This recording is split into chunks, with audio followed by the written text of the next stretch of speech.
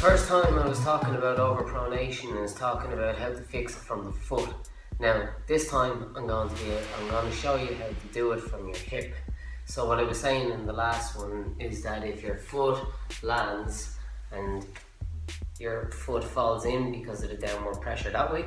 So what this one I'm going to show you with your hip. So there's a few different things. The imbalance between the strength of your glute and the shortening of your hip flexors.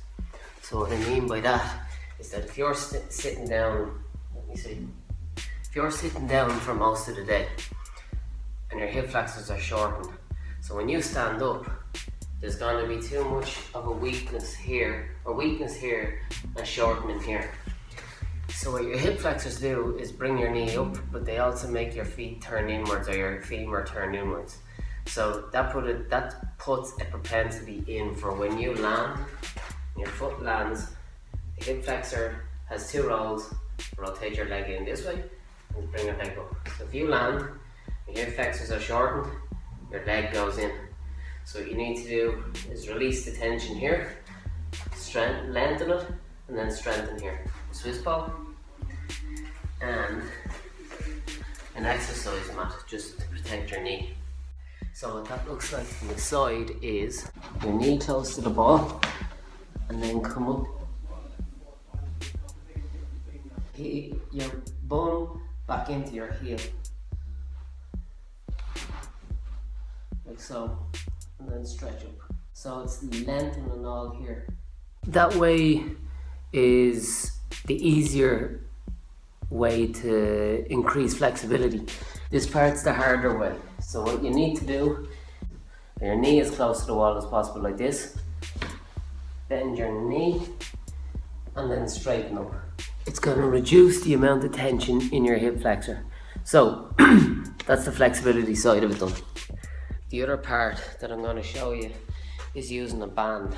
You need a band, and what you need to do is have the band just below your knee. So put your knee in it, and what I want you to do is walk out until you can feel the pressure of the band wanting to bring your leg in like that. So correct yourself, your knee in line with your foot, and you're using your glute, the power, to be able to bring your knee out. Don't do this, bring it in, because remember last time, when you do this, it's a downward force and forces you into overpronation. Remember, you're lunging down and up, not forward and back. So down, up, down, up. Use it as if you're running, so your arms go down, back up, down, back up, down, back up. If you're running, that's what you want to do. You want to be able to mimic what you're doing out running.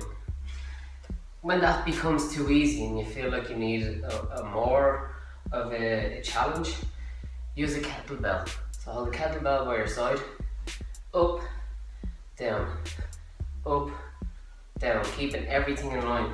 Your knee is in line with your foot, and it's going straight, not energy going this way. And you'll start to feel it in your hamstring as well as your glute. It's just on the lateral side of your hamstring.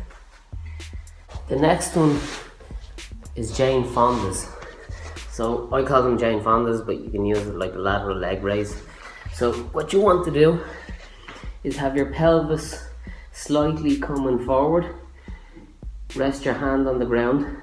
Relax your head as well. Bend your bottom knee, and then your top leg is going up. Going up at a 45-degree angle. And using your glute to be able to contract from here to here, and it's shorten the distance in my fingers. Shorten, lengthen, shorten, lengthen. So that looks like from the other angle. Up, back down, up, back down. So you can see that it's not just going up in a straight line like this, it's going backwards and back down. And the next one is called the clamshell.